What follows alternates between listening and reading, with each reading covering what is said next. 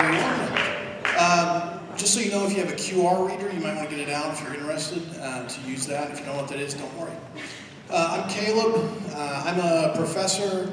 I've been teaching at the university level since about 2006. And a couple of years into that, I realized something. And what I realized was, I really hate grading these papers. And for any of you who have ever written a paper, you probably hated writing most of those papers. I realized that professors, we also kind of hate it. And what this made, the reason I hate it is not because I'm lazy, all right? This is the reason that I hated it. Because this is the typical lifestyle of a paper. Your student writes it, the teacher reads it, and no one cares. It doesn't go anywhere. There's nothing useful accomplished with this.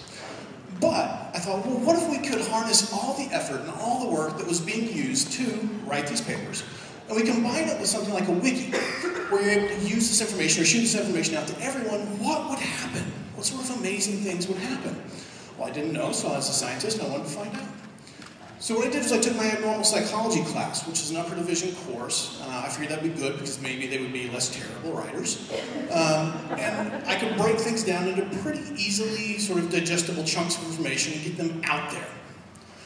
My goals for this were to make something ongoing, creative, collaborative, useful to the community, licensed under Creative Commons, and fun. So what I did was I took those goals and I used this platform called Wikispaces in order to try and realize those. Wikispaces is great because it's free, it's highly flexible, it's very easy to use, even if you've not done something like web editing before. But now the major problem that I ran into was what we would call the normal curve. Meaning lots of the students were decent writers, a few were great writers, and a few were terrible writers. And so what I knew was that this would take something that would have to be accomplished over time. It wouldn't just be one and done. Now I call this Darwinianism.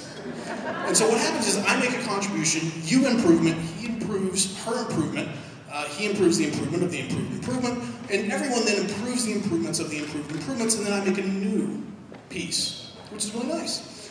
And so in 3 years, I've had about 300 students work on this total across 2 universities. It's currently sitting at 800 printed pages. We had 90,000 views last year, and I've gotten 2 book contracts off of this. So pretty good success. And so this is what this life cycle looks like for the paper. Students are collaborating both across time and with each other. I'm re-guiding and editing it, not hating it. And then everyone is learning and benefiting, which is really fun. And so I decided, well, let's take this to a different level. Let's do it at the graduate level. In my science and pseudoscience class, had each student basically write a chapter for a book.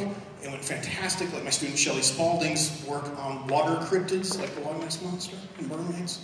And we've only done that for 1 semester. We had 20 students, 700 printed pages, 20,000 views last year, and another book contract. Nice, that's good, that's fun.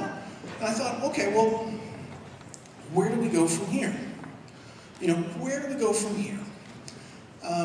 We're sort of, you know, petering out in terms of print, but what if we did something different? What if perhaps we were to switch mediums? What if we were to take it and get it more in terms of something like the YouTube generation? YouTube has 60 hours of video uploaded every minute of every day. There were over 1 trillion views last year, and the millennial generation goes to YouTube to look up information before they go to Google or Bing or any other search engine. So we had the same goals as before. Ongoing, collaborative, useful to society, Creative Commons license. And it was really fun. I mean, it's fun to work on things like this. And the best part for me as a professor is that I really don't engage in a whole lot of hand-holding. I give them directions. I say, here's what you do.